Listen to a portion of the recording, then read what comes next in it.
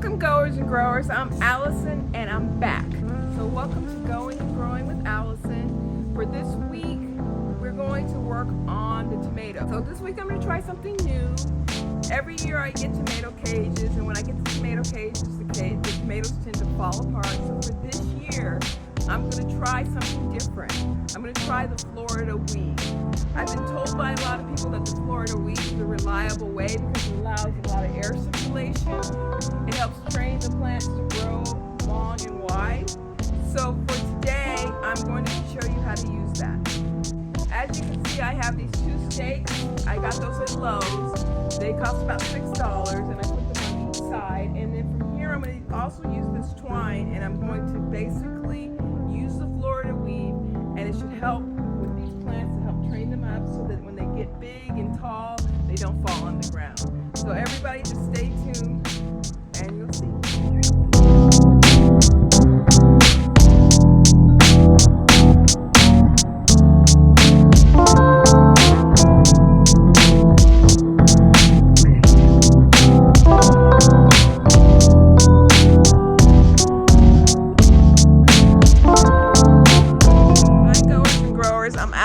And I'm back. So I wanted to give you an update on how it went with the trellising today. So let me go ahead and first give you the update. So over here, I went to Lowe's. Me and my husband went to Lowe's, and we found a trellis for the string beans and the black eyed peas. It's a teepee trellis. So we went ahead and bought it. If you don't want to buy it, you could just make it and use some zip ties, but in this case we bought it today because we were pressed for time. So then another thing that we had was I wanted to walk you over here. So now you can see that the beans have an area to grow up in. Hopefully we'll have plenty of string peas and plenty of black eyed peas over here. Now I wanted to come over here because these are what I call my survivor plants. These were the plants that I think you saw a bunch of clustered plants, and you saw a bunch of clustered plants over here. So these two are starting to produce flowers and fruit. So I went ahead and put them side by side and put a trellis next to them so they could grow. Same thing with one of the little survivor plants over here. I just kind of staked it so it could grow. As you can see, I got my candle mill. But this is the area I wanted to talk about. So this is where I did the Florida weave. So going forward with the Florida weave, there's a few lessons that I've learned. Now these plants, it was fine because most of these were the plants I got from Lowe's. They were transplants and they were about the same size. So it was pretty successful. And as you can see, I added an extra stake there. I'll probably go back to Lowe's and get a bigger stake than that to put it in there in the middle. But in the meantime, this is fine.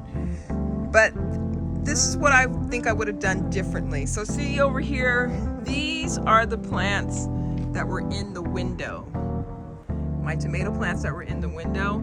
And as you can see, they're doing very successfully. I mean, I'm really proud of these plants. They were from seed. But some of these plants were the plants that were in that area in the garden where they were in clusters. And I kind of went in there and just transplanted them all over the garden. So if I had done this differently, what I would have done is I would have made sure all the plants that were the plants that I had in the window that were about the same age and the same size, I would have planted them all together. So that way I could Florida weave those plants because they'd all be about the same size. And I probably would have started them about the same size they are right now. I think, another lesson I would have learned was I would have done this earlier. I probably would have done this one out about a month earlier. But in the meantime, these are the plants I have. I had to make a decision. So the decision was I could have moved all the plants together that were the same size and Florida weave them from there, but I didn't want to shock the plants anymore. They've already been through enough being transplanted, being retransplanted, so I decided to keep them, and I just went ahead and just used some stakes instead for the individual plants. You can see they're all staked. And then over here, as you can see, I have these green beans, so I have that same little teepee over there for that. So I'm going to go ahead and use the teepee.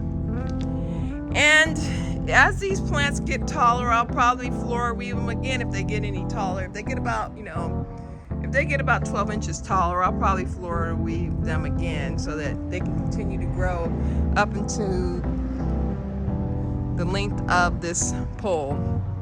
And as you can see, I have tons of mint. I got the chamomile over here. The chamomile over here is the chamomile that, you know, is still drying. I'm probably ready to take that and put it in some tea. Usually it takes about 2 weeks, but I'm thinking because of the weather being so dry, I could probably take them down sometime this week, which I'll probably do and make it into tea. So stay tuned. But these over here, I've got plenty of mint. So if anybody has mint recipes that they want to share, or if anybody knows me locally and wants mint, I've got plenty of mint. And of course, here's my cilantro from seed. If some people see my last videos when I did the cilantro from seed, and you can see that that's starting to come up.